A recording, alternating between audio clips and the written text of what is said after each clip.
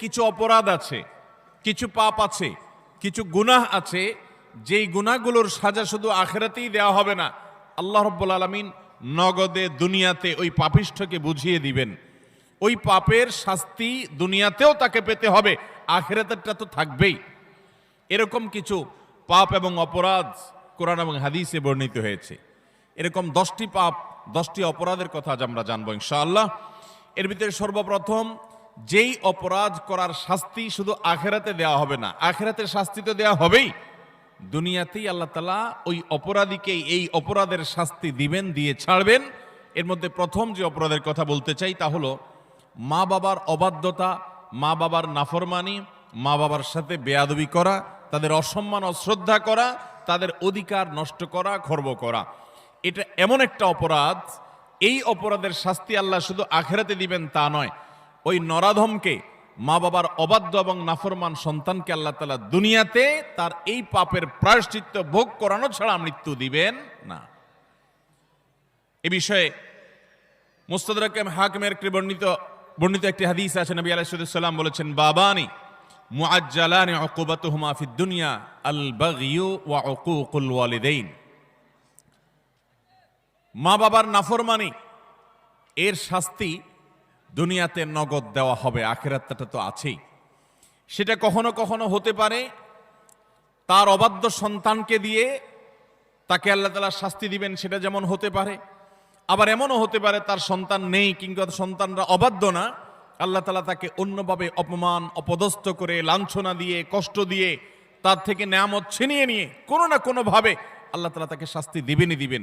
তবে হ্যাঁ, যেই কোনো অপরাধের পর যদি কোনো মানুষ আল্লাহর কাছে তওবায়ে নাসুহা করে, খাঁটি অন্তরে তওবা করে, লজ্জিত হয়, মাপ চায়, ফিরে আসে, তার কথা ভিন্ন, আল্লাহ তাআলা তাকে মাফ করবেন।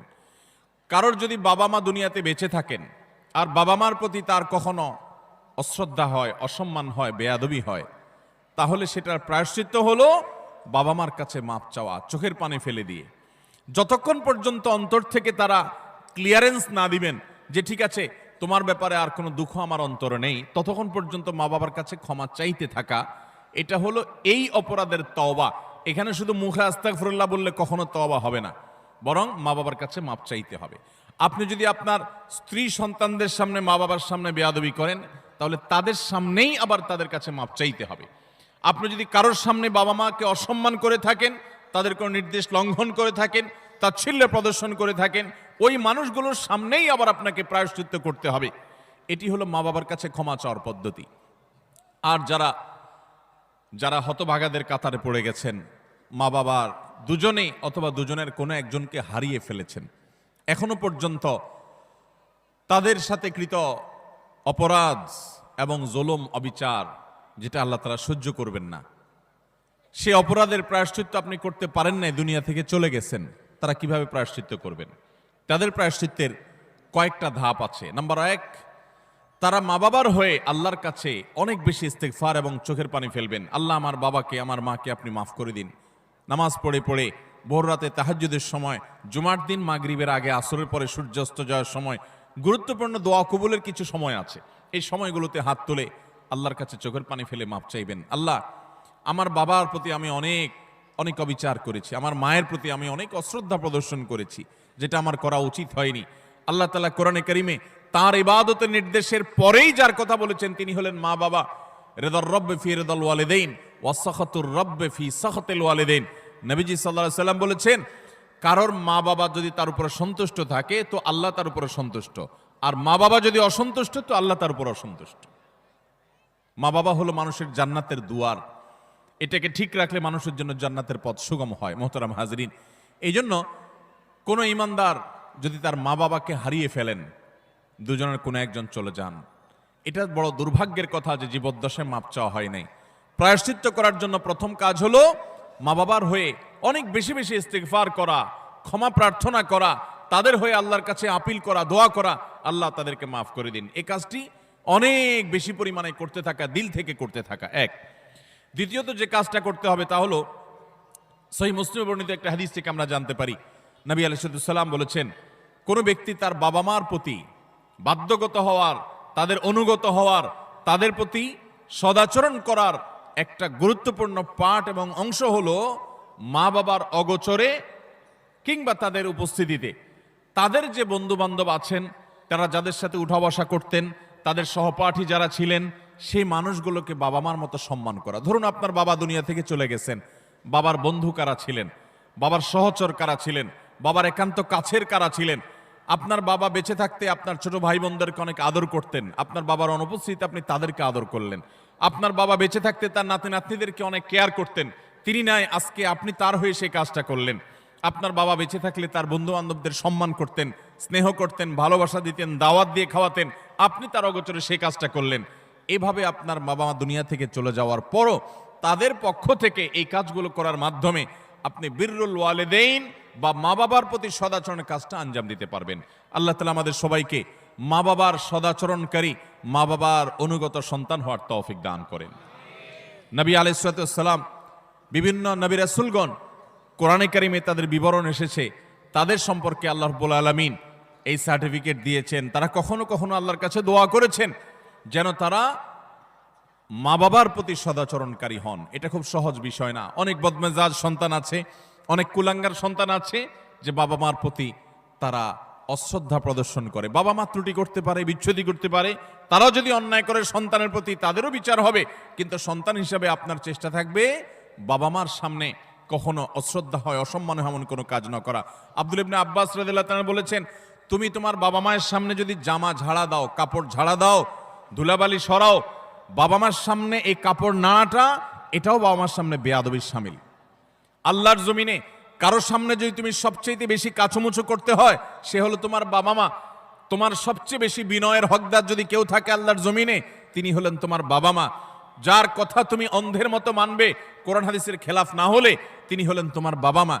এই জায়গাটা আর কারোর জন্য হতে পারে না। অথচ আজকাল বেশিরভাগ যুবক, বেশিরভাগ কিশোরদেরকে দেখবেন যে আল্লাহর জমিনে যার চাইতে সবচেয়ে বেশি, যার সঙ্গে সবচেয়ে বেশি ঝাড়ি মেরে কথা বলা যায়, তারা মনে করে তিনি হলেন কে?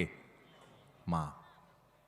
সবচেয়ে বেশি ঝাড়ি যাকে দিয়ে আমাদের আজকাল কিশোররা, যুবকরা কথা বলে, তিনি হলেন কে? হতভাগা মা। আল্লাহ রাব্বুল আলামিন আমাদেরকে মানুষ হওয়ার তৌফিক দান করুন, মুসলমান হওয়ার তৌফিক দান করুন। মা বাবার মর্ম ততক্ষণ পর্যন্ত মানুষ বোঝে না যতক্ষণ পর্যন্ত সে বাবা মা না হয়েছে। আল্লাহ তাআলা আমাদেরকে বাবা মার কদর করার তৌফিক দান করুন।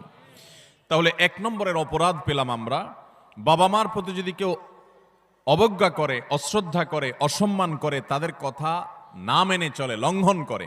হ্যাঁ, তারা কোনো অন্যায় কথা বললে সেটা মানা যাবে না, ন্যায়সঙ্গত কথা বললে সেটা মানতে হবে। এই ক্ষেত্রে যদি কেউ ত্রুটি করে, বিচ্যুতি করে, বাবা মার অবাধ্য হয়, তার এই শাস্তি আল্লাহ শুধু আখিরাতেই দিবেন তা নয়, দুনিয়াতে তাকে এর জন্য প্রায়শ্চিত্ত ভোগ করতে হবে। তবে যদি সে মাপ চেয়ে এটাকে সুরাহা করে ফেলে এবং এটা ক্ষমা চেয়ে নেয়, তাহলে আল্লাহ তাআলা আশা করা যায় মাফ করবেন। নাম্বার 2, কারোর প্রতি জুলুম, কারোর প্রতি অবিচার, গায়ের জোর খাটানো, মাস্তানি গুন্ডামি করা, প্রভাব প্রতিপত্তি দেখানো, যে কাউকে দুর্বল পেয়ে তার উপরে চড়াও হওয়া, কাউকে ঠেকিয়ে ঠকিয়ে নিজের কাজ সিদ্ধ করা, এই মানুষের প্রতি জুলুম, অবিচার, এটার শাস্তি আল্লাহ তাআলা দুনিয়াতে দেন। পৃথিবীর ইতিহাসে এমন একজন জালেম দেখাতে পারবেন না যে জালেম জুলুম করেছে আর তার প্রায়শ্চিত্ত তাকে দুনিয়াতে পেতে হয়নি। পৃথিবীর ইতিহাসে সর্বপ্রথম জালেম, মানব সভ্যতার, মানব ইতিহাসের সর্বপ্রথম জালেম ছিল কাবিল, আদম আলাইহিস সালামের ছেলে কাবিল। সে জুলুম করেছে নিজের আপন ভাই হাবিলের প্রতি। আল্লাহ তাআলা তার মুখ সম্মোচন করে দিয়েছেন, তাকে অপমান অপদস্থ করেছেন, তার এই কুকর্ম আল্লাহ তাআলা ফাঁস করে দিয়েছেন। এটি ছিল আল্লাহর পক্ষ থেকে তার জন্য দুনিয়ার শাস্তি, আখিরাতের শাস্তি তো আছেই। পৃথিবীর ইতিহাসে বহু জালেম গিয়েছে, নমরুদ জুলুম করেছে, আবু জাহাল জুলুম করেছে, উতবা সাহেবা জুলুম করেছে, অনেক পরাশক্তি জুলুম করেছে। আল্লাহ তাআলা তাদের প্রত্যেককে অপদস্থ করেছেন, অপমান করেছেন, তাদের মুখ সম্মোচন করেছেন, তাদের শাস্তি দিয়েছেন। তবে আল্লাহ ছাড় দেন, আল্লাহ ছাড় দেন। আল্লাহ বলেছেন, ইন্নামা নুমলি লাহুম, আমি ছাড় দিয়ে রাখি, ইন্না কাইদি মাতিন। ছাড় দেওয়ার পরে যখন ধরি, সে ধরাটা হয় বড় শক্ত, সেটা থেকে বাঁচার কোনো উপায় থাকে। জুলুম এমন অপরাধ, কোন মুসলমান যদি কোনো হিন্দুর প্রতি জুলুম করে, কোন নামাজি মানুষ যদি কোনো বেনামাজির প্রতি জুলুম করে, কোন ধার্মিক মানুষ যদি কোনো অধার্মিক মানুষের প্রতি জুলুম করে, তারপরও আল্লাহ তাআলার সাহায্য ওই মাজলুমের প্রতি থাকে, হোক সে অমুসলিম, হোক সে অন্য ধর্মের মানুষ, কারণ জুলুমকে আল্লাহ কখনো সহ্য করেন। ভাইরা আমার, পশু পাখি তাদের কোনো জান্নাতও নাই, জাহান্নামও নাই। পশু পাখির কোনো জান্নাত জাহান্নাম আছে? তাদের কোনো ইবাদত বন্দেগী আছে? আল্লাহ তাআলা কিয়ামতের দিন গরু ছাগলকে জিজ্ঞাসা করবেন, তোমার যৌবনকাল কিভাবে কাটাইছো? ঘাস খায় কাটছো নাকি শুয়ে শুয়ে কাটছো? আল্লাহ জিজ্ঞাসা করবেন। জিজ্ঞাসাবাদ হবে মানুষের এবং জিনের। পশু পাখির কোনো জিজ্ঞাসাবাদ হবে? পশু পাখির আল্লাহ জিজ্ঞাসা করবেন, ঘাস বেশি খাইছো কিনা, অপচয় করছো কিনা? তোমার মালিক তোমাকে ঘাস খাইতে দিছে, অর্ধেক খাইছে আর অর্ধেক ফালাইছো, অপচয় করছো, জবাব দাও। এরকম কোনো কথা আছে হাদিস কোরআনে? নাই। তাদের কোনো বিচার নাই। কিন্তু জুলুম এমন অপরাধ, পশু পাখি পর্যন্ত একজন আরেকজনের উপর যদি জুলুম করে, একটা গরু অন্য গরুটার উপরে চড়াও হয়ে তাকে আক্রমণ করে রক্তাক্ত করে ফেলেছে, গায়ের জোর ছিল। একটা ছাগল শিং ছিল আর একটা শিং ছিল না, যার শিং ছিল সে শিং দিয়ে গুতগুতি করে অন্য আরেকটা ছাগলকে আহত করেছে, আঘাতপ্রাপ্ত করেছে। একটা মোরগ অন্য মোরগের প্রতি অবিচার করেছে। নবী করিম সাল্লাল্লাহু আলাইহি সাল্লামের সুস্পষ্ট হাদিস পাওয়া যায়, কিয়ামতের ময়দানে এই পশুগুলোকে আল্লাহ তাআলা মাটি হওয়া থেকে আবার পুনরায় সৃষ্টি করবেন এবং দুনিয়াতে যে যার প্রতি অবিচার করেছে সেই অবিচারের বিচার আল্লাহ করবেন, যে এখন তুমি যে দুর্বল ছিল সে সবল যে তার প্রতি জুলুম করেছে, তার প্রায়শ্চিত্ত স্বরূপ তাকে সে গুঁতো মারবে এবং এর শাস্তি পাবে। এরপর আল্লাহ বলবেন, কুনু তুরাবা, তোমরা আবার মাটি হয়ে যাও, আবার তারা মাটির সাথে মিশে যাবে। অর্থাৎ তাদের কোনো বিচার নেই। কিন্তু পশু পাখিও যদি একে অন্যের প্রতি জুলুম করে, আল্লাহ রাব্বুল ইজ্জত তার বিচার কিয়ামতের ময়দানে করবেন। তাহলে মানুষের জুলুম এটা কত জঘন্য হতে পারে, কত ভয়াবহ হতে পারে। কোরআনে কারিমে আল্লাহ তাআলা বলেছেন, ওমা রব্বুকা বিযাল্লামিল লিল আবিদ, তোমার রব আল্লাহ তিনি বান্দার প্রতি কোনো জুলুম করেন না। আল্লাহ হাদিসে কুদসিতে বলেছেন, ইন্নী হাররামতু যুলমা আলা নাফসি, আমি আল্লাহ বলেছেন তিনি আল্লাহ, তিনি তার নিজের প্রতি নিজে জুলুমকে হারাম করে দিয়েছেন। আল্লাহর উপরে কোনো হালাল হারাম করার কেউ আছে? হালাল হারাম করবে তো তিনি, যিনি মহান সৃষ্টিকর্তা, তিনি নিজে সৃষ্টিকর্তা, তাকে আবার হালাল হারাম বাতাবে কে? তার জন্য কোনো বিধিনিষেধ তো থাকার কথা নয়, কিন্তু তিনি নিজের প্রতি নিজে এটা আরোপ করেছেন যে আমি জুলুমকে আমার উপরে হারাম করে দিয়েছি। আজ সমাজের চতুর্দিকে তাকালে দেখবেন এই ভয়াবহ অপরাধ। আমরা অনেকে নামাজ কালাম পড়ছি, মুখে হয়তো দাড়িও আছে, আমি হয়তো নিজেকে মুসলমান দাবিও করছি, আমি হয়তো তাসবিহ তিলাওয়াতও করছি, অথচ আমি একজন রিকশাওয়ালাকে দুর্বল পেয়ে জুলুম করছি, আমি হয়তো অধীনস্থ কর্মচারীকে দুর্বল পেয়ে জুলুম করছি, আমি হয়তো আমার চাইতে আরেকজন একটু কম ক্ষমতা সম্পন্ন তাকে পেয়ে আমি চড়াও হচ্ছি, আমি হয়তো আমার মালিক অনুপস্থিত আছে এই দুর্বলতায় আমি তার সম্পদের প্রতি জুলুম করছি, তার কাজ ফাঁকি দিয়ে জুলুম করছি। এভাবে চতুর্দিকে দেখবেন জুলুমের এক মহোৎসব চলছে। আল্লাহ রাব্বুল আলামিন কোরআনে কারিমে পরিষ্কারভাবে জানিয়েছেন যে জুলুম যদি কেউ করে, এই জুলুম চুল পরিমাণও যদি করা হয়, এর বিচার আল্লাহ তাআলা করবেন। আখিরাতে শুধু বিচার হবে তা নয়, আমরা যে হাদিসটি আবু দাউদ এবং তিরমিজিতে পাই, সেই হাদিসে নবী সাল্লাল্লাহু আলাইহি ওয়াসাল্লাম বলেছেন, মা মিন যামবিন আজদারু আই ইউআজ্জিলাল্লাহু লিসাহিবিহি আল উকুবা ফিদ দুনিয়া মা মা ইয়াদখিরুহু ফিল আখিরাহ মিসলাল বাগয়ি ওয়া কাতিআতির রাহম। জুলুম এবং অবিচার যদি কেউ করে, তো এর শাস্তি আখিরাতে যা আল্লাহ রেখেছেন তা তো হবেই, দুনিয়াতে নগদ শাস্তি ভোগ করা ছাড়া মানুষ পা নাড়াতে পারবে না। একজন জালিম দেখাতে পারবেন না যে জালিম জুলুম করতে করতে হাসতে হাসতে দুনিয়া থেকে চলে গেছে, তার ভেতরে ত্রাস সৃষ্টি হয়েছে, কোনো না কোনো ভাবে আল্লাহ তাআলা তার জীবনটাকে জীবন্ত জাহান্নাম করেছেন, অথবা অপমান অপদস্থ করেছেন, বা ভেতরে ভেতরে শাস্তি দিয়েছেন। এই শাস্তি ভোগ করা ছাড়া কোনো জালিম যেতে পারে না। এই জন্য ভাইরা আমার, কারোর প্রতি যদি জুলুম হয়, বিশেষ করে আমাদের তরুণ বন্ধুদেরকে আমরা বলি যে কয়েকজন বন্ধু যখন একসাথ হন, শরীরের মধ্যে একটা ভাবসাব চলে আসে। কয়েকজন কলেজে পড়ুয়া বন্ধু, আজকাল কলেজে পড়া লাগে না, এখন কিশোর গ্যাং বাইর হইছে, পুস্কে পুস্কে 4-5 জন একসাথে হয়ে গেলেই মাস্তান হয়ে যায়, ঠিক না বেঠিক? 4-5 জন একসাথে হলে শরীরে একটা ভাবসাব চলে আসে। একা একা যদি চায়ের দোকানে যান, তো আস্তে করে খুব নরম সুরে বলেন, মামু এক কাপ চা দেন। আর যখন 4-5 জন 6-7 জন একসাথে যান, তো শরীরে ভাব চলে আসে। একবারে বেশি 2বার যদি ডাকা লাগে ওই টি বয়কে, ওই কর্মচারী বেচারাকে, তখন তার দিকে তেড়ে যান, শক্ত কথা বলেন, জোরে আওয়াজ করেন, ভাবখানা এমন যে আপনি কি হুনুরু হয়ে গেছেন। গাড়িতে উঠেছেন, বাসে উঠেছেন, কয়েকজন মিলে উঠেছেন, তো মনে হচ্ছে যে কিছু একটা বাসে উঠে গেছে, কোনো একটা হাইওয়ান জন্তু উঠে গেছে, এরকম একটা ভাবচক্কর। ঠিক না ভাই? ঠিক ভাইরা আমার, কয়েকজন মিলে শক্ত আছেন, একজন রিক্সাওয়ালা হয়তো 10 টাকার জায়গায় 15 টাকা চাইছে, 1 টাকাও দিলেন না, পুরো টাকা না দিয়ে চলে গেছেন, বেচারা ফেলফেল করে চেয়ে আছে, কিছু বলার ক্ষমতা নাই। মনে রাখবেন, এর সবগুলো আল্লাহর খাতায় লেখা হচ্ছে। একটি পাপ এমন নাই, একটি জুলুম নাই যে জুলুম আল্লাহর খাতায় লেখা হচ্ছে না। নবী করিম সাল্লাল্লাহু আলাইহি ওয়াসাল্লাম সেজন্য বলেছেন, সেদিন আসার আগে নিজেদের এই সকল মামলাগুলোকে নিষ্পত্তি করে ফেলো, মানুষের অধিকারগুলো দিয়ে ফেলো, যাদের প্রতি জুলুম করেছো মাপ চেয়ে সেগুলোকে ক্ষমা চেয়ে সবগুলাকে চূড়ান্তভাবে নিষ্পত্তি করে ফেলো। যেদিন এগুলোর বিচার যখন আল্লাহ শুরু করবেন তখন কাউকে ছাড় দিবেন না। নবী সাল্লাল্লাহু আলাইহি ওয়াসাল্লাম বলেছেন, আতাদরুনা মানিল মুফলিস, তোমরা কি জানো সবচেয়ে বড় ভিখারিকে, অভাবীকে? সাহাবীরা বলেছেন, আল মুফলিসু ফিনা মাল্লা দিনারা ওয়ালা দিরহামা, হে আল্লাহর রাসূল, আমাদের মধ্যে যার টাকা পয়সা নাই সেই তো অভাবী আমরা জানি। নবীজি সাল্লাল্লাহু আলাইহি ওয়াসাল্লাম বলেছেন, আরে সেই অভাবী আসল অভাবী না, আসল অভাবীর পরিচয় তাহলে শোনো। একটা লোক দুনিয়াতে অনেক কোরআন তেলাওয়াত করেছে, অনেক তাসবিহ জপেছে, অনেক হজ উমরা করেছে, অনেক বেশি ইবাদত বন্দেগী করেছে, অনেক নফল নামাজ পড়েছে, নফল রোজা রেখেছে, অনেক দান সাদেকা করেছে, অনেক ভালো কথা মানুষকে শুনিয়েছে, অনেক মাহফিলে সে গিয়েছে, অনেক ভালো কাজে সহযোগিতা করেছে, হাজী সাহেব গাজী সাহেব হয়েছে, সবই ঠিক আছে। কিন্তু এত বিশাল পরিমাণ আমলের পাহাড় নিয়ে আল্লাহর কাছে তিনি হাজির হয়েছেন। তার আশা, এত আমল করে আসছি, জান্নাত আমার ঠেকাবে কে? কিন্তু দেখা গেল দুনিয়াতে তার জীবদ্দশায়, কৈশোর বয়সে, যৌবনে, প্রাপ্তবয়স্কে, বৃদ্ধ বয়স্কে, বিভিন্ন পর্যায়ে এসে সে কখনো কাউর প্রতি অত্যাচার করেছে, অবিচার করেছে, কাউকে ঘাট ধাক্কা দিয়েছে, কাউকে একটা ঘুষি দিয়েছে, কাউকে একটা গালি দিয়েছে, কাউর প্রতি অবিচার করেছে, কারোর প্রতি জুলুম করেছে, কখনো কাজের বুয়ার প্রতি করেছে, কখনো ড্রাইভারের প্রতি করেছে, কখনো অধীনস্থের প্রতি করেছে, কখনো আপন ভাইয়ের প্রতি করেছে, কখনো আপন বোনের প্রতি করেছে, কখনো নিজের স্ত্রীর প্রতি করেছে, কখনো হয়তো সন্তানের প্রতি করেছে, নানামুখী মানুষের প্রতি জুলুম করেছে। এই জুলুমগুলোর যাদের প্রতি করা হয়েছে, কিয়ামতের ময়দানে এই লোক যখন আমলের পাহাড় নিয়ে জান্নাতে যাওয়ার জন্য মোছে তাও দিবে, সমস্ত পাওনাদার হাজির হয়ে আল্লাহর কাছে বলবে, আল্লাহ, এই ব্যক্তি যে আজ জান্নাতে যাওয়ার জন্য প্রস্তুতি গ্রহণ করছে, এই লোক সে আমাদের অধিকার নষ্ট করেছে, আমাকে একটি আঘাত করেছে, আমি দুর্বল ছিলাম, হয়তো রিকশাওয়ালা, কিছু বলতে পারি নাই।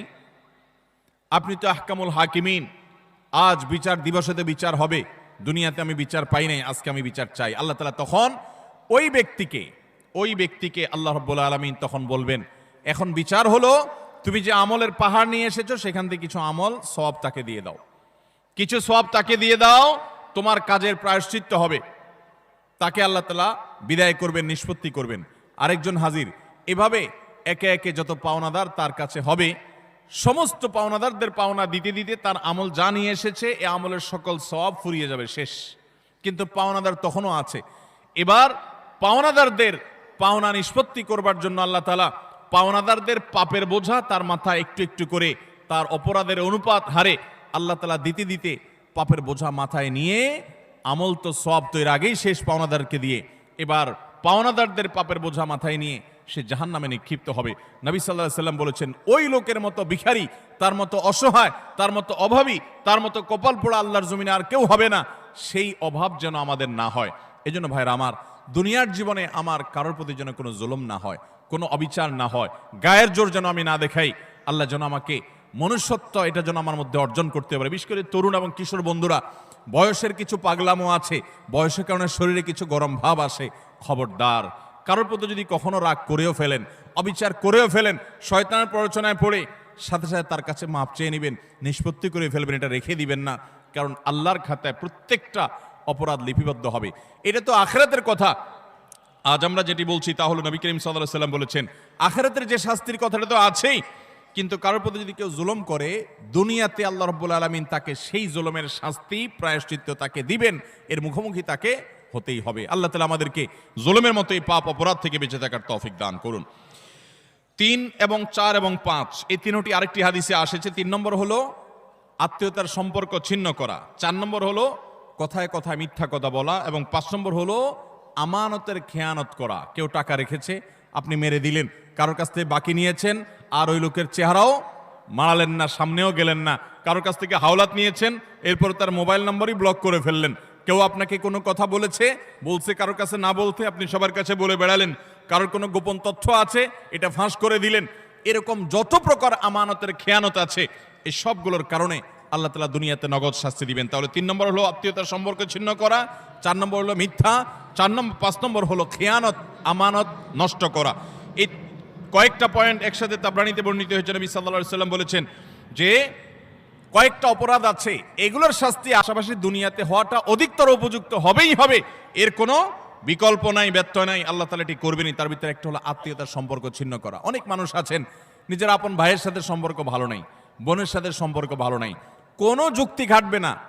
আপনার ভাই খারাপ এই যুক্তি দিবেন, বোন খারাপ সে যুক্তি দিবেন, এই যুক্তি খাটবে না। সে খারাপ, আপনি তো খারাপ হবেন না, আপনাকে তো ভালো হতে হবে। আপনি নিজে থেকে তার প্রতি সদাচরণ করার চেষ্টা করবেন, আপনি তার সাথে নিজে থেকে উইলিংলি মিশতে যাবেন, তার কল্যাণ চাইবেন, তার জন্য দোয়া করবেন।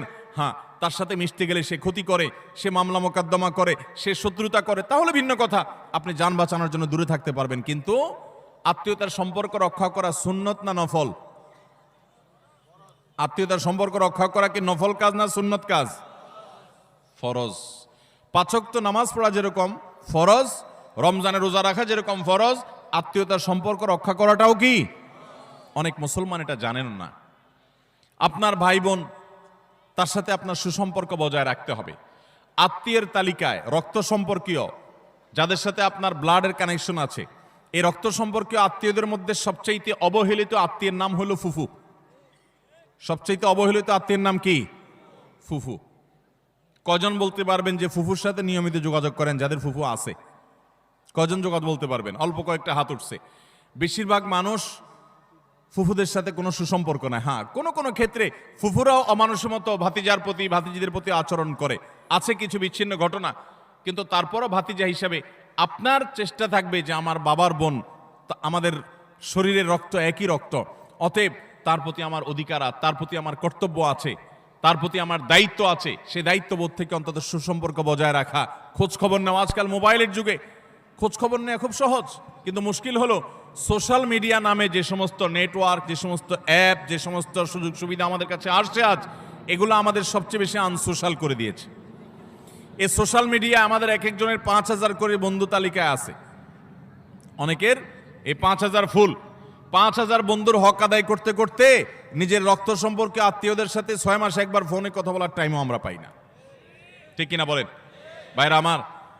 আপনার এই ফেক বন্ধু, কাগজে বন্ধু, ফেসবুকীয় বন্ধু, কোরআন এবং হাদিসের আলোকে এদের কোনো হক আপনার কাছে সে অর্থে? অথচ বন্ধু আপনার পোস্টে লাইক মারছে, আপনি পাল্টা লাইক না মানলে বন্ধু নাখোশ হয়ে যায়।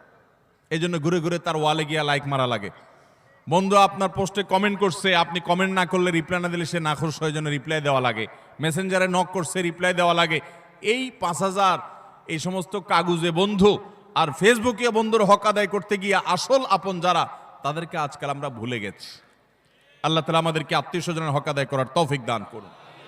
আপনি আপনার রক্ত সম্পর্কীয় আত্মীয়দের সাথে খোঁজ খবর রাখতে হবে। আপনার খালা আপনার রক্ত সম্পর্কীয় আত্মীয়, আপনার মামা আপনার রক্ত সম্পর্কীয় আত্মীয়, আপনার চাচা আপনার রক্ত সম্পর্কীয় আত্মীয়। আমাদের সমাজে দেখবেন যে চাচা এবং ফুফু, তাদের সাথে একসাথে থাকার কারণে, জমিজমার ব্যাপার স্যাপার থাকার কারণে অনেক সময় বুঝের অমিল হয়, গন্ডগোল হয়, মামলা কন্দম পর্যন্ত জড়ায়, মনোমালিন্য হয়, কিন্তু তারপরও দিন শেষে তারা আপনার রক্ত সম্পর্কীয় আত্মীয়। আপনি একজন মুসলমান হিসাবে তাদের সাথে সম্পর্ক ছিন্ন কখনো করতে পারবেন না, কোনো যুক্তিতে না। হ্যাঁ, সে আপনার ক্ষতি করছে, বাধ্য হয়ে আপনি ছিন্ন করতে হচ্ছে বা দূরে থাকতে হচ্ছে, ভিন্ন কথা। এছাড়া অন্য কোনো যুক্তিতে আপনি আত্মীয়তার সম্পর্ক ছিন্ন করতে পারবেন না। অনেক লোক বলে আমার আত্মীয়, সে তো আমার খোঁজ খবর নেয় না, আমি একা নেওয়া লাগে। হ্যাঁ, আপনি একা নিবেন, আপনি আল্লাহর কাছে সওয়াব পাবেন। সে নিচ্ছে না, সে দায়ী হবে, অপরাধী হবে। সে নিচ্ছে না, এই যুক্তিতে আপনি তাকে ছিন্ন করার অধিকার নাই। আল্লাহ তাআলা আমাদেরকে আত্মীয়তার সম্পর্ক রক্ষা করার তৌফিক দান করুক। চাচা এবং ফুফুদের খোঁজ খবর নেব তো ইনশাআল্লাহ? চাচা তো ভাই, ফুফাতো ভাই বোন, তাদের খোঁজ খবর নেব তো ইনশাআল্লাহ? এগুলো তো অনেক পরের কথা।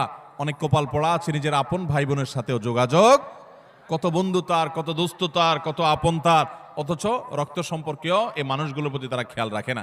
নবী করিম সাল্লাল্লাহু আলাইহি ওয়াসাল্লাম বলেছেন, আল্লাহ রাব্বুল আলামিন হাদিসে কুদসিতে বলেছেন, যে যে ব্যক্তি আত্মীয়তার সম্পর্ককে রক্ষা করবে, সংযুক্ত করবে, তাদের সাথে কানেক্টেড থাকবে, আল্লাহ তাআলা ওই ব্যক্তির সাথে কানেক্টেড থাকবেন। আর যে ব্যক্তি আত্মীয়তার সম্পর্কের সাথে সম্পর্ক ছিন্ন করে ফেলবে, আত্মীয়ের সাথে সম্পর্ক ছিন্ন করবে, রাখবে না, আল্লাহ তাআলা বলেছেন কাতাআহুল্লাহ, আল্লাহ তাআলা তার সাথে সম্পর্ক ছিন্ন করে ফেলবেন। এবং লা ইয়াদখুলুল জান্নাতা কাতি, আত্মীয়তার সম্পর্ক ছিন্নকারী জান্নাতে প্রবেশ করবে। কোন যুক্তিতে আত্মীয়তার সম্পর্ক আপনি ছিন্ন করতে পারেন না। রাগ করে 3 দিন অভিমান করতে পারেন, এর বেশি না। আল্লাহ আমাদেরকে এই অপরাধটি থেকে বেঁচে থাকার তৌফিক দান করুন। আত্মীয়তার সম্পর্ক রক্ষা করলে ওই ব্যক্তিকে আল্লাহ তাআলা দুনিয়াতে নগদ শাস্তি দিয়ে থাকেন, আখিরাতের শাস্তির পাশাপাশি। আর 4 নম্বর হলো মিথ্যা, কথায় কথায় মিথ্যা, সবার সাথে মিথ্যা, তার জীবনটা মিথ্যার উপরে। এই মিথ্যাবাদীদের উপর আল্লাহ বলেছেন যে লানাতুল্লাহি আলাল কাযিবিন, আল্লাহর লানত, আল্লাহর অভিশাপ এবং আল্লাহর গজব নাজিল হয় মিথ্যাবাদীদের উপরে। এজন্য ইমানদার কখনো কথায় কথায় মিথ্যা বলতে পারে। 5 নম্বর হলো খেয়ানত, যেটা বললাম যে আমানতের খেয়ানত, অর্থের দিক থেকে খেয়ানত, কথার দিক থেকে খেয়ানত, বিভিন্ন দিক থেকে খেয়ানত। আপনি কারোর কোনো কিছু নকল করলেন, ফেসবুকে আজকাল যে খেয়ানত হয় সেটা হলো একজনের লেখা কপি করে এনে আপনার ওয়ালে সুন্দর করে পোস্ট করে দিলেন, সবাই আপনাকে বাহবা দিল, ভাই মাশাআল্লাহ আপনি তো সুন্দর লেখেন দেখা যায়, আসলে আপনি এটা চুরি করে আনছেন আরেকজনেরটা। এটা হলো খেয়ানত, এটা হলো আমানতের। এখন আজকাল তো বই পুস্তকেই হয় ডাইরেক্ট, অথচ এই খেয়ানত ফেসবুকেও পোলাপান করতে এখন বড় বড় শিক্ষাবিদরা বই পুস্তকেই এই আকাম করছেন। অতএব এই সমস্ত খেয়ানত, এটা কোনো মুসলমানের চরিত্র হতে পারে? মুসলমান কখনো এই 2 নাম্বারই করবে। অতএব আমানত আমরা রক্ষা করব তো ইনশাআল্লাহ। নবী সাল্লাল্লাহু আলাইহি ওয়াসাল্লাম বলেছেন ইযা হাদ্দাসা আর-রাজুলু ফালতাফাতা ফাহিয়া আমানা, তোমার সাথে কেউ কথা বলেছে, কথা বলার পর সে সেখান থেকে সরে গেছে, সাথে সাথে ওই কথাটা তোমার কাছে আল্লাহর পক্ষ থেকে আমানত হয়ে গেছে। এই আমানত রক্ষা করার চেষ্টা করব তো ইনশাআল্লাহ। আপনার কাছে কেউ এখান থেকে কোনো কথা বলেছে, আপনার কাছে হোয়াটসঅ্যাপে একটা মেসেজ পাঠাইছে, কয়দিন পরপরই দেখবেন ফেসবুকে প্রায় সময় দেখবেন যে স্ক্রিনশট আউট হয়ে গেছে, হয় কি হয় না? স্ক্রিনশট কি হয়ে গেছে? এটা প্রচার হয়ে গেছে। আপনার সাথে এখান থেকেও আলাপ করেছে, আপনি তার কোনো দুর্বল দিক পাইছেন, কোনো কারণে শত্রুতা উদ্ধার করা দরকার, আপনার সাথে সে একান্তের আলাপচারী থাকে, আপনি ফেসবুকে প্রচার করে দিলেন। এটা আমানতের খেয়ানত, এটা মানুষের প্রাইভেসি লঙ্ঘন। ইসলাম মানুষের প্রাইভেসিকে এত গুরুত্ব দেয় যে কেউ যদি কারোর বাড়িতে উকি মারে, এবং দেখার চেষ্টা করে তার ব্যক্তিগত সময়কার উঠা বসা, কাজ কাম, অ্যাক্টিভিটিস, নবী আলাইহিস সালাম বলেছেন এটা এমন জঘন্য অপরাধ যে এই লোকের চোখ উফড়ে ফেলার মতো অপরাধ সে করেছে। আজকাল দেখবেন প্রায় সময় অমুকের আইডি হ্যাক করেছে, অমুক আইডি হ্যাক করে সেখান থেকে তার ব্যক্তিগত সব তথ্য সে ফাঁস করেছে, এটা করেছে সেটা করেছে। কেউ কারোর মোবাইল ফাইলে ঘাটাঘাটি করে তার ব্যক্তিগত জিনিসপত্র ঘাটাঘাটি শুরু করে। এগুলো সবগুলো আমানতের খেয়ানত। আমাদের কথা, আমাদের কাজ, আমাদের টাকা, আমাদের পয়সা, লেনদেন সবকিছুতে আমানতদারিতা দেখাতে হবে। আমানতের খেয়ানত যারা করে, আপনি কাউকে আমানতের খেয়ানত করবেন, আল্লাহ তাআলা আপনাকে এই পরিস্থিতির মুখোমুখি করবেন। বিদায় এ ধরনের গুনাহ থেকে আমরা বেঁচে থাকবো ইনশাআল্লাহ। নাম্বার 6, কোন মুসলমানকে অপমান করা। আমাদের যুবকদের কাছে আজকাল সবচাইতে প্রিয়, সবচেয়ে পছন্দের পাপ হলো এটা, যে পাপটা করতে আমাদের যুব সমাজ সবচেয়ে বেশি মজা পায়, স্বাদ পায়, এনজয় করে। রসিয়ে রসিয়ে যে পাপটা করে আমাদের যুবক বন্ধুরা, সেটা হলো কাউকে অসম্মান করা, অপমান করা। দেখবেন 2-4 জন বন্ধু মিলে আরেকজনকে নিয়ে টিজ করছে, আরেকজনকে নিয়ে উত্ত্যক্ত করছে, আরেকজনকে নিয়ে বাজে কথাবার্তা বলছে। এমনকি আপনার ইউনিভার্সিটিগুলোতে আমরা প্রায় সময় দেখি যে কি হয়ে থাকে, র্যাগিংয়ের শিকার হয় ছোট ভাইয়েরা, জুনিয়ররা, এবং এটাকে তারা মনে করছে তাদের অধিকার। মানুষ যখন অসভ্য হয়ে যায়, পশুদের মধ্যে এই কালচার নাই যে একে অন্যকে অপমান করে তারা এরকম অসভ্যের মতো আনন্দ উৎসব করে, এটা তাদের মধ্যে পর্যন্ত নেই। আল্লাহ তাআলা সেজন্য এই মানুষগুলোর সম্পর্কে বলেছেন উলাইকা কাল আনআমি বাল হুম আদাল, যাদের হিতাহিত জ্ঞান নাই, ভালো মন্দ পরখ করার মতো ক্ষমতা নাই, অন্যায় করে আবার সে উল্লাস করে, ফুর্তি করে, এই মানুষগুলো চতুষ্পদ জন্তুর চাইতে আরো খারাপ, কারণ চতুষ্পদ জন্তু এত খারাপ হতে পারে না। অতএব আমাদের যুবক বন্ধুরা, কোনোদিন কাউকে অপমান করে, কাউকে কষ্ট দিয়ে, কাউকে আঘাত করে, আসেন 4-5 বন্ধু একসাথে, এক বেচারা একা একা যাচ্ছে, তাকে নিয়ে হাসাহাসি করলেন, ঠাট্টা মশকরা করলেন, ইয়ারকি ফাজলামতি করলেন, তাকে অপমান করলেন, তাকে অপদস্থ করলেন, তাকে বেইজ্জত করলেন, অথচ এটা তার জন্য কষ্টের, এটা তার জন্য বেদনার, এটা তার জন্য যন্ত্রণার। আপনি যে মানুষ হয়ে থাকেন, আপনি যে মুসলমান হয়ে থাকেন, তো আপনার হাসি তামাশার নামে, বন্ধু বান্ধবের সাথে আড্ডার নামে আপনি কখনোই অপকর্ম করতে পারেন? নবী করিম সাল্লাল্লাহু আলাইহি সাল্লাম বলেছেন, আবু দাউদে বর্ণিত হয়েছে, কোনো মানুষ সে যদি আরেকজনকে অপমান করে, এমন একটা জায়গায় যেখানে ওই লোকটা অপমান থেকে বাঁচার চেষ্টা করছে, সে চায় কেউ তার জন্য সাহায্যের হাত বাড়িয়ে দেখ, সেখানে আপনি তাকে আরো অপমান করলেন, তাহলে আপনি নিশ্চিত জেনে রাখেন, লিখে রাখেন, আপনার জীবনে এরকম পরিস্থিতি আসবে যে আপনি কোনো পরিস্থিতিতে মানুষের সাহায্যের জন্য আপনি হাত বাড়াবেন, কিন্তু সাহায্য পাবেন না, পাবেন অপমান। কারণ মানুষকে অপমান করলে তার শাস্তি আল্লাহ তাআলা দুনিয়াতে নগদ দিয়ে থাকে।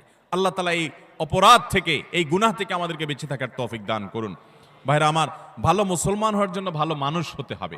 আপনি কয়েক বন্ধু মিলে একসাথে হাসি ফুর্তি করতে পারেন, আনন্দ তামাশা করতে পারেন, খেলাধুলা করতে পারেন, ক্রীড়া কৌতুক করতে পারেন, শরিয়ার সীমানায় থেকে। আপনি সেটা করতে গিয়ে কাউকে নিয়ে আপনি হাসাহাসি করতে পারেন। একটা মেয়ে হাঁটে হেঁটে যাচ্ছে, আপনি দেখে ওই মেয়েটাকে শুনিয়ে শুনিয়ে এমন কথা বললেন যে কথা শুনে মেয়েটার মানসিকভাবে আঘাতপ্রাপ্ত হচ্ছে, আপনি তাকে অপদস্থ করছেন, নোংরা কথা বলছেন। যুবকদের মধ্যে এই রোগ আছে না নাই? জনে জনে ঘরে ঘরে আজকে এই রোগ ভরে গেছে। ভাইরা আমার, আল্লাহ আপনাকে বিবেক দিয়েছেন, আপনি আনন্দ অবশ্যই করতে পারেন, আপনি অবশ্যই কৌতুক করবেন, আপনি অবশ্যই ক্রীড়া করবেন, আপনি অবশ্যই রসিকতা করবেন, বন্ধুদের সাথে মজা করবেন, কিন্তু আপনার মজা আরেকটা মানুষের কষ্টের কারণ, আপনার মজা আরেকটা মানুষের অপমানের কারণ হতে পারে না। আপনার বিবেককে জিজ্ঞাসা করুন, কোনো পশু এত নিচে নামে না। আল্লাহ তাআলা আমাদের যুবকদেরকে সঠিক এবং সুন্দর পথে চলার তৌফিক দান করুন। মনে রাখবেন, এই সমস্ত অপকর্মের একটা শাস্তি তো আপনাকে নগদে পেতেই হবে, সেটা হলো অপরাধ বোধের অদৃশ্য দাহন। অনেক লোক আছে দেখবেন, বৃদ্ধ বয়সে এসে হাজী সাহেব, গাজী সাহেব, দাড়িয়ালা, হজরতজি ইত্যাদি সেজে যায়, কিন্তু উনি জানেন উনি যৌবন বয়সে বহু মেয়েকে উত্ত্যক্ত করেছে, বহু ছেলের গায়ে হাত তুলেছে, বন্ধু বান্ধব মিলে বহু অন্যায় করেছে, বহুত আকাম কুকাম করেছে। এই সমস্ত আকাম কুকামের কথা যখন মনে হয়, তখন অপরাধ বোধের একটা জ্বালা আছে ভেতরে, সে নিজেকে নিজে জানে যে আমি কত খারাপ ছিলাম, এই যন্ত্রণায় সে ভুগতে থাকে। আর যারা যৌবনকালে এই সমস্ত অন্যায় এবং পাপাচার থেকে বেঁচে থেকে তাদের যৌবনকে পরিচ্ছন্ন করে, পড়াশোনা করে, কেরিয়ার গড়ে তোলে, সামাজিক কর্মকাণ্ড করে, বন্ধু বান্ধব মিলে ক্রীড়া কৌতুক করে, শরিয়ার সীমানার মধ্যে থেকে কারোর প্রতি অবিচার অন্যায় করে না, তাদের এই জীবনের সবচেয়ে নগদ আল্লাহ তাআলার পক্ষ থেকে যে পুরস্কার আছে, তাহলে মানসিকভাবে সে ফিল করে যে আমি অন্যায় করি নাই, আমি অবিচার করি নাই, আমি যৌবন বয়সে ভালো কিছু কাজ করতে পেরেছি। আল্লাহ আমাদেরকে যৌবনকালে ভালো কোনো কাজ করার তৌফিক দান করুন। আমরা এই সমস্ত অনাচার থেকে বেঁচে থাকবো তো ইনশাআল্লাহ। আজকাল যুবকদেরকে দেখবেন, প্রায় সময় দেখবেন রোস্টিং ভিডিও বানায়। ভিডিওর নাম কি? Roasting video. রোস্টিং ভিডিও মানে কি? একজনকে রোস্ট করে। এতদিন আমরা শুনছি মুরগি রোস্ট করে, এখন পোলাপান কি রোস্ট করে? মানুষ রোস্ট করে। একটা মানুষের হয়তো কোনো ভুল হয়েছে, তার ভুল হলে অবশ্যই তার সমালোচনা হতে পারে, যৌক্তিক সমালোচনা হতে পারে, ভুল সংশোধন হতে পারে, ভুল শুধরানো হতে পারে, কিন্তু ভিডিও বানায়া তার চরিত্র হনন, তার ব্যক্তিগত বিষয় এসে তুলে এনে তাকে একেবারে মুরগিরে যেরকম রোস্ট করে, তার গোষ্ঠী উদ্ধার করার নাম হলো রোস্টিং ভিডিও। আমরা কোন সভ্যতায় বসবাস করছি? যুবকদের কাছে এই জিনিসগুলো খুব এনজয় করার মতো বিষয়, সেগুলো দেখে আমরা অনেকে খুব হাসি, আমরা খুব আনন্দ পাই, খুব মজা পাই। আমাদের রুচি নষ্ট হয়ে গেছে। ভাইরা আমার, একজন মানুষ আরেকজন মানুষকে নিয়ে চরম অপমানকর কোনো কাজ কখনো করা, এটা কখনো সভ্য মানুষের কাজ হতে, এটা কখনো মুসলমানের কাজ হতে পারে। আল্লাহ তাআলা আমাকে আপনাকে এরকম সচেতন দায়িত্বশীল মুসলমান হওয়ার তৌফিক দান করুন। আমরা কোনো মানুষকে অপমান করব, আমরা কোনো মানুষকে কষ্ট দেব। আজ অনেক যুবক আছে বাবার বয়সী একজন মানুষের সাথে পর্যন্ত বেয়াদবের মতো আচরণ করে। রিকশাওয়ালা হতে পারে, তিনি রিকশা চালক, কিন্তু আপনার বাবার বয়সী, আপনার বড় ভাইয়ের বয়সী, আপনার চাইতে অন্তত আলটিমেট কমপক্ষে বড়, অ্যাটলিস্ট আপনার চাইতে সে সিনিয়র, কিন্তু দেখা যায় তার সাথে পর্যন্ত তুচ্ছ তাচ্ছিল্য করে, তুই তোকারি করে, যা তা বলে আমাদের যুবকরা আজকাল, অনেকে, আমি সবার কথা বলছি, অনেক যুবকরা আজকাল এমন আচরণ করে। আল্লাহ রাব্বুল আলামিন এই সমস্ত উদ্ভ্রান্তের জীবন, এই সমস্ত উচ্ছৃঙ্খলতার জীবন পরিহার করে আমাদেরকে সুন্দর জীবন যাপন করার তৌফিক দান করুন। ভাইরা আমার, একটা সুস্থ বিবেক অনেক বড় নেয়ামত, যে বিবেকের রাডারে ধরা পড়বে যে এটা অন্যায়, এটা ন্যায়। আমার কোনো বন্ধু একটা অপকর্ম করছে, আমি বুঝতে পারলাম আমার রাডারে ধরা পড়েছে এটা অন্যায়, আমি প্রতিবাদ করব, ওই বন্ধুকে প্রয়োজনে ত্যাগ করব, আমি একজন ভালো বন্ধু গ্রহণ করব। চেষ্টা করা যাবে না ইনশাআল্লাহ? যৌবনকাল বারবার আসবে না ভাইরা। যৌবনের যে পাগলামি, যৌবনের যে উচ্ছলতা, যৌবনের যে উন্মাদনা, আল্লাহর শপথ করে বলছি এটা চিরকাল থাকবে? থাকবে না, এটা চলে যাবে। কি করেছেন সে জিনিসটা কিন্তু ঠিকই থেকে যাবে। আপনার কর্মটা ঠিকই থেকে যাবে। যৌবনের এই সময়টা চলে যাবে, কিন্তু যৌবনকালে যা যা করেছেন এই সবগুলো আপনার আমলনামা যেমন লেখা থাকবে, আপনার স্মৃতিতেও থাকবে। আমলনামার কারণে আপনার আখিরাতে শাস্তি হবে, আর স্মৃতিতে থাকার কারণে আপনার পরবর্তী বয়সে আপনাকে অপরাধবোধের অদৃশ্য দাহনে আপনাকে জ্বালাতে থাকবে, অস্থিরতা আপনার মধ্যে কাজ করতে থাকবে। অতএব যৌবনকালে এবং যে কোনো বয়সে আমরা কোনো মানুষকে অপমান অপদস্থ করব। কোনো মানুষ বিপদে পড়েছে, হয়ে গেছে তার দ্বারা একটা কোনো সমস্যা, আপনি চান্স পেয়ে এবার তার 14 গোষ্ঠী উদ্ধার করা শুরু করলেন না ভাই। এই সময় হাত বাড়িয়ে দেন, পারলে তাকে সাহায্য করেন। আল্লাহ রাব্বুল আলামিন আপনার কোনো বিপদে এরকম মানুষ দিয়ে দিবেন যে মানুষ আপনার হাত ধরে আপনাকে উদ্ধার করবে। চেষ্টা করবো না ইনশাআল্লাহ? তাহলে 6 নম্বর অপরাধ এটি যে কোনো মানুষকে অপমান করলে, কোনো মুসলমানকে অপমান করলে তার শাস্তি আল্লাহ রাব্বুল আলামিন দুনিয়াতে দেন। এবং যে ব্যক্তি কোনো বিপদে পড়া মানুষকে, যার দরকার সাহায্য, সে সাহায্যের জন্য হাহাকার করছে, ওই টাইমে তাকে আরো আঘাত করে, আরো আক্রমণ করে, তার রোস্টিং ভিডিও বানায়, তার চরিত্র হনন করে, তাকে অপমান অপদস্থ করে, এই ব্যক্তি তার যখন জীবনে এরকম পরিস্থিতিতে পড়বে, আল্লাহ তাআলা ঠিক একইভাবে অন্য আরেক পাপিষ্ঠকে দিয়ে আল্লাহ তাআলা তাকে সাইজ করবেন।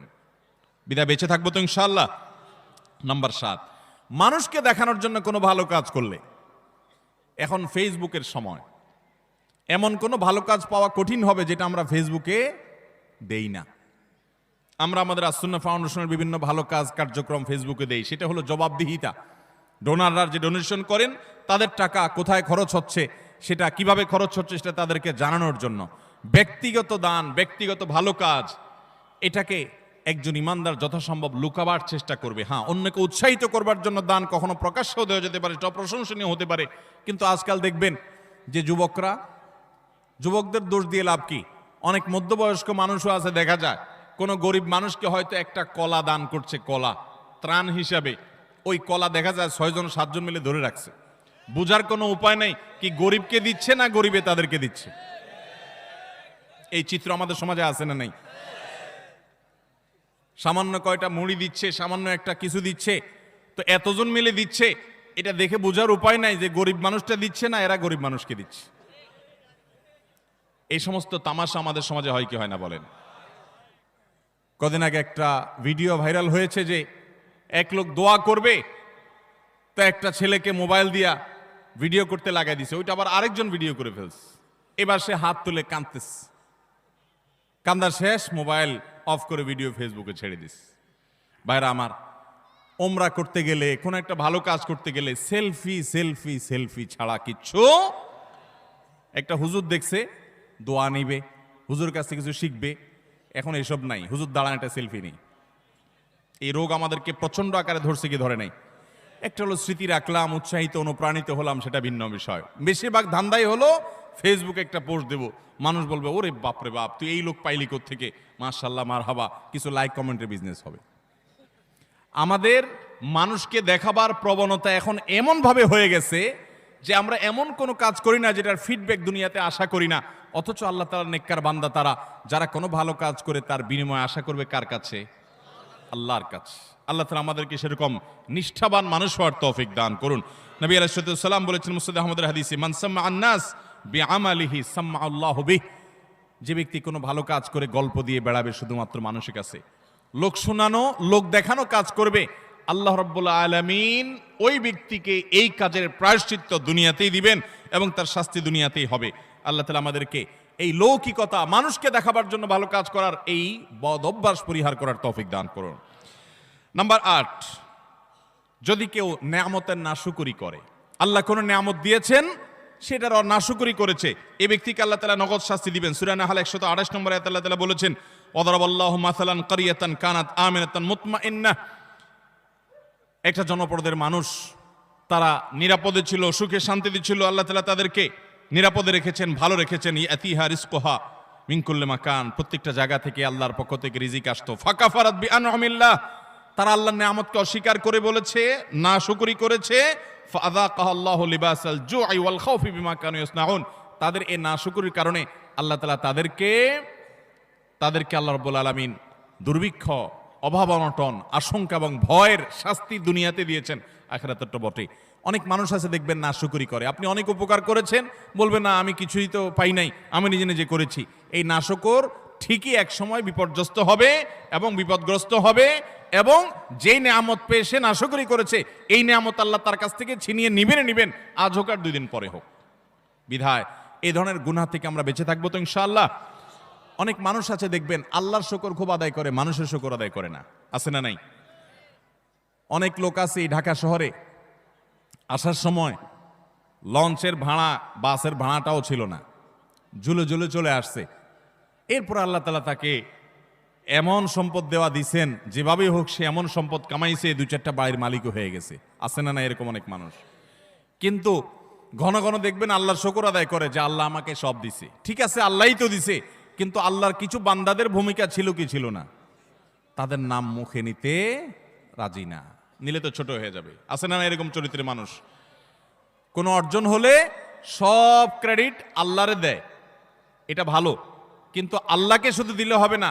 কোনো বান্দা যদি আপনাকে উপকার করে, আপনাকে এই পর্যন্ত আসতে সহযোগিতা করে, তো তার কৃতজ্ঞতাও আপনাকে আদায় করতে। নবী আলাইহিস সালাম বলেছেন, মাল্লাম ইয়াশকুরিন নাস লাম ইয়াশকুরিল্লাহ, যে মানুষের কৃতজ্ঞতা আদায় করে না, অকৃতজ্ঞ হয়, সে আল্লাহর প্রতি অকৃতজ্ঞ, সে আল্লাহর কৃতজ্ঞতা আদায় করার কোনো মূল্য হতে। বিধায় মানুষের কৃতজ্ঞতা আদায় করবো তো ইনশাআল্লাহ। যে যতটুকু আমার উপকার করেছে, যার দ্বারা যতটুকু অর্জিত হয়েছে, এটাকে অকপটে স্বীকার করার মতো মানসিকতা থাকতে হবে। ইমানদার কখনো অকৃতজ্ঞ নাশকর হতে পারে, এ নাশকরির শাস্তি আল্লাহ তাআলা দুনিয়াতে দিয়ে থাকেন। ঠিক একইভাবে 9 নম্বরের যে অপরাধ, তা হলো ব্যবসায় ফাঁকি দেওয়া। এমন ব্যবসায়ী এখন পাওয়া সোনার হরিণ হয়ে গেছে, যেই ব্যবসায়ী সত্য কথা বলে, 2 নম্বরই কথা বলে না, চিটারি বাটপারি করে না। আপনি ঢাকা শহরের কোন দোকানে, কোন মার্কেটে যাবেন, আল্লাহর কিছু নেককার বান্দা আছে সেটা হাতে গোনা, বেশিরভাগ দোকানে যাবেন 100 টাকা কেনা ভাই, আল্লাহর কিরা, রাসূলের কিরা ভাই, যদিও রাসূলের কিরা হয় না, শিরক, এরকম নানা কিরা বলে, নানা কসম করে বলবে 100 টাকা কিনা, এরপরে মুলামুলি করার পর দেখা যায় 50 টাকা দিয়ে দিস, আছে না নাই? গতকালকে চট্টগ্রামের মাহফিলে একজন একটা প্রশ্ন লিখে দিস, বলে ভাই দোকানে মিথ্যা কথা বলতে বলতে অনেক সময় দেখা যায় একটা কাস্টমারের সাথে সত্য বলবো নিয়ত করছি, তবুও মুখ দিয়ে মিথ্যাটাই চলে আস।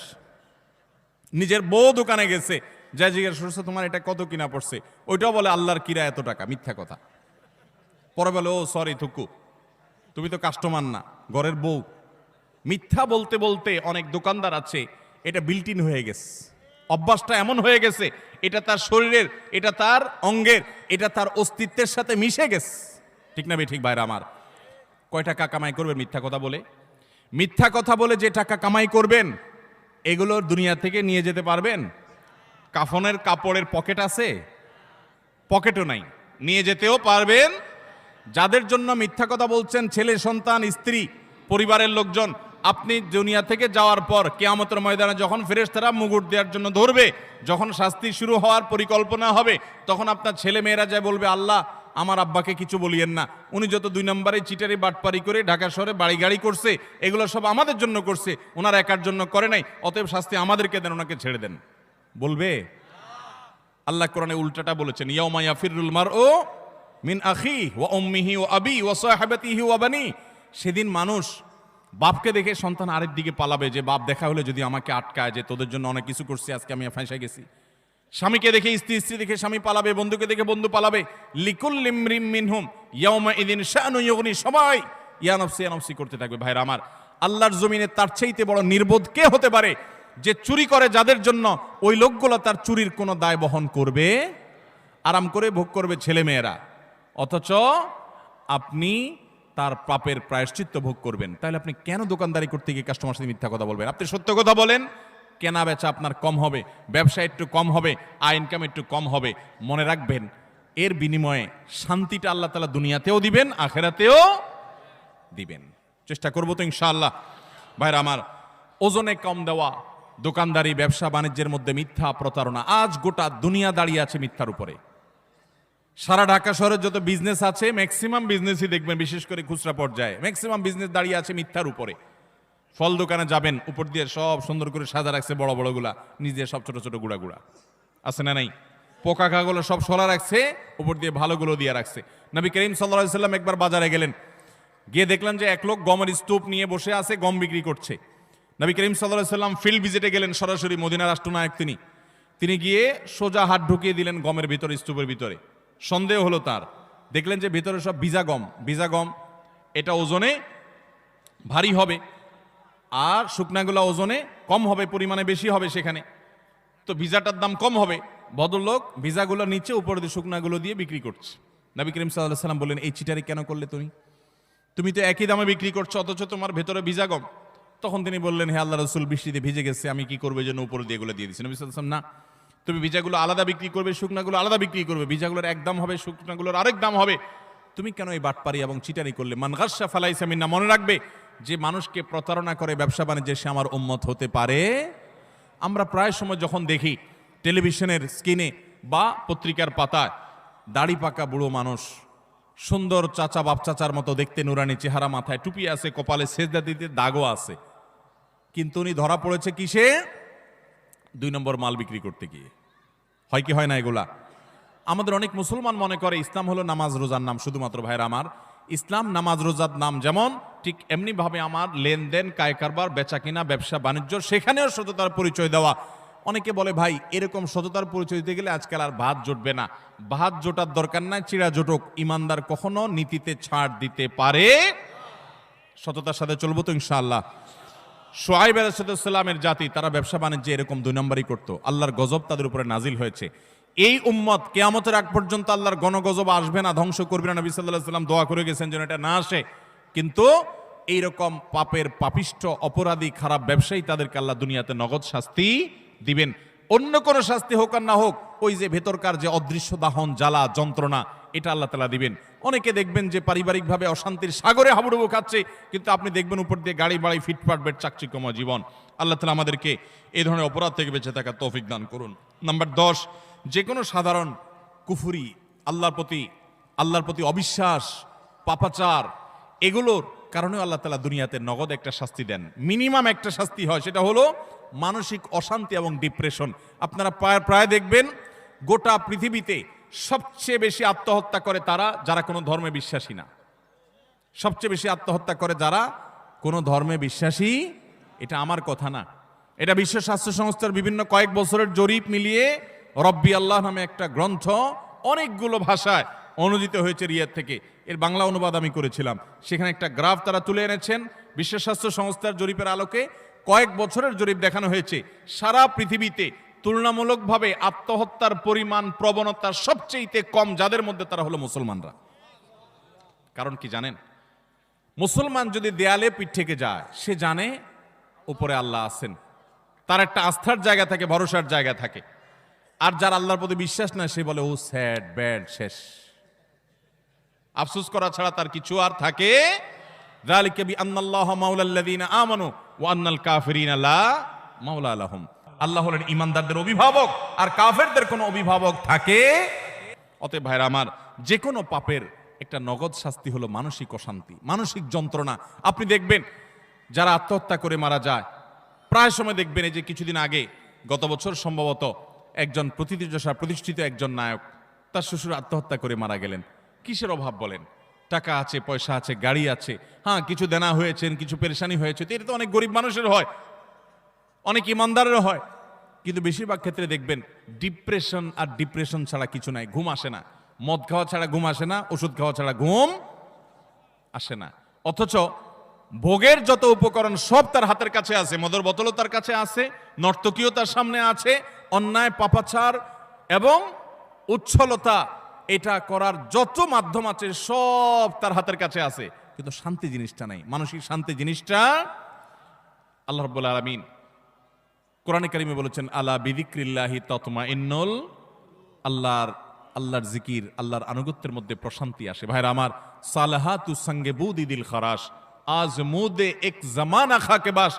পাপ বহুত করেছেন, পাপে মজা আছে আমি জানি। জিনা করেছেন, মাদকের দিকে হাত বাড়িয়েছেন, অন্যায় অনাচার করেছেন, অবৈধ পথে কামাই করেছেন, অনেক টাকা পয়সা করেছেন, কিছু স্বাদ পেয়েছেন আমি জানি।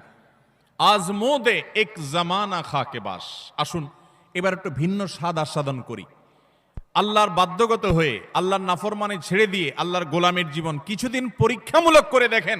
এটার যে স্বাদ দুনিয়াতে ভোগের জীবনে, সেই স্বাদ কখনো পাওয়া যায়? আল্লাহ আমাদের সবাইকে আল্লাহর সমস্ত নাফরমানি থেকে বেঁচে থাকার তৌফিক দান করুন। আল্লাহ আমরা আবারও এক নজরে বলছি 10টি অপরাধ যেগুলোর শাস্তি আল্লাহ তাআলা দুনিয়াতে নগদ দিয়ে থাকেন। নাম্বার 1, মা বাবার অবাধ্যতা, মা বাবার নাফরমানি, তাদের সাথে বেয়াদবি, দুনিয়াতে আল্লাহ নগদ শাস্তি দেন। নাম্বার 2, কারো প্রতি জুলুম অবিচার করলে ওই জালিমকে অপমান অপদস্থ করা, তাকে আল্লাহ তাআলা তার ভিতরে ত্রাসের সৃষ্টি করা, অশান্তির সাগরে ডুবানো, নগদ শাস্তি আল্লাহ তাআলা জালিমকে দেন কারো প্রতি জুলুম করলে। নাম্বার 3, আত্মীয়তার সম্পর্ক যদি কেউ ছিন্ন করে। নাম্বার 4, কেউ যদি মিথ্যা কথায় বলে। নাম্বার 5, আমানত দেয় কিন্তু আমানতের খেয়ানত করে, এই ব্যক্তিগুলোর শাস্তি আল্লাহ তাআলা দুনিয়াতে দেন। নাম্বার 6, কাউকে অপমান করলেন, অপদস্থ করলেন, অসম্মান করলেন, কারোর ইজ্জত সম্মানে টানাটানি করলেন। আজকাল দেখা যায় ফেসবুকীয় প্রজন্ম, আমাদের ফেসবুক প্রজন্ম দেখা যায়, ইউটিউব প্রজন্ম, টুইটার প্রজন্ম এবং আপনার এই টিকটক প্রজন্ম মানুষকে নিয়ে যাহা তা করছে, এতে তার ইজ্জত যাচ্ছে, কার সম্মান যাচ্ছে, এগুলো দেখা দেখি নাই। ছবি, ব্যঙ্গ, বিকৃতি, তারপরে যে মানুষকে অপমান অপদস্থ করা, নামকে বিকৃত করা, কোনো মুসলমানের খাসলত হতে পারে না। অনেক সময় ইসলামের নামে আমরা এগুলো করছি। এগুলো যে করবে আল্লাহ তাআলা তাকে দুনিয়াতে নগদ শাস্তি দিবেন, অপমান করবেন, অপদস্থের মুখোমুখি করবেন। নাম্বার 7, মানুষকে দেখাবার জন্য ভালো কাজ করা, মানুষের কাছ থেকে বাহবা কুড়ানোর জন্য, লাইক কমেন্ট কামানোর ধান্দায় ভালো কাজ করলে আল্লাহ তাআলাকে দুনিয়াতে নগদ শাস্তি দেয়। ভালো কাজ হবে আল্লাহকে খুশি করার জন্য, মানুষকে দেখানোর জন্য নয়। 9 নম্বর হলো, 8 নম্বর হলো, যদি কেউ আল্লাহ রাব্বুল আলামিনের কোনো নেয়ামতকে অস্বীকার করে, নাশুকরি করে, অথবা কোনো মানুষের কৃতজ্ঞতা আদায় না করে, এই ব্যক্তিকে আল্লাহ তাআলা নগদ শাস্তি দেন, ওই নেয়ামতটা ছিনিয়ে নিয়ে যান। 9 নম্বর হলো, যদি কেউ ব্যবসা বাণিজ্যে 2 নাম্বারি করে, মিথ্যা কথা বলে, কাস্টমারের সাথে, ক্লায়েন্টের সাথে প্রতারণা করে, এই ব্যক্তিকে আল্লাহ তাআলা দুনিয়াতে আযাব তার জীবনে দিয়ে থাকেন। তার সংসারে হয় অশান্তি, না হলে তার কোনো একটা দিক থেকে আল্লাহ রাব্বুল আলামিন ভয়ঙ্কর শাস্তির মুখোমুখি তাকে করে। নাম্বার 10, যেই কোনো আল্লাহর প্রতি অবাধ্যতা, আল্লাহর অবিশ্বাস, আল্লাহর নাফরমানি যারা করে, দুনিয়াতে আল্লাহ তাআলা ডিপ্রেশন, অশান্তি, কষ্ট এবং মানসিক যন্ত্রণা দিয়ে তাদেরকে শেষ করেন। তারা সুইসাইড সেন্টার খুলতে হয়, তাদের আত্মহত্যা করার জন্য জায়গা খুলতে হয়, তাদের জীবনের সুখ এবং শান্তি আল্লাহ তাআলা তুলে নিয়ে যান। আল্লাহ তাআলা আমাদের সবাইকে আল্লাহ রাব্বুল আলামিনের আনুগত্য পরিপূর্ণভাবে করার তৌফিক দান করুন। এই 10টি অপরাধ যেগুলোর শাস্তি দুনিয়াতে নগদ ভোগ করতে হয়, আল্লাহ তাআলা এগুলো থেকে আমাদের সবাইকে বেঁচে থাকার তৌফিক দান করেন। জাযাকুমুল্লাহু খায়রা ওয়া আখিরু দাওয়ানা আনিল হামদুলিল্লাহি রাব্বিল আলামিন।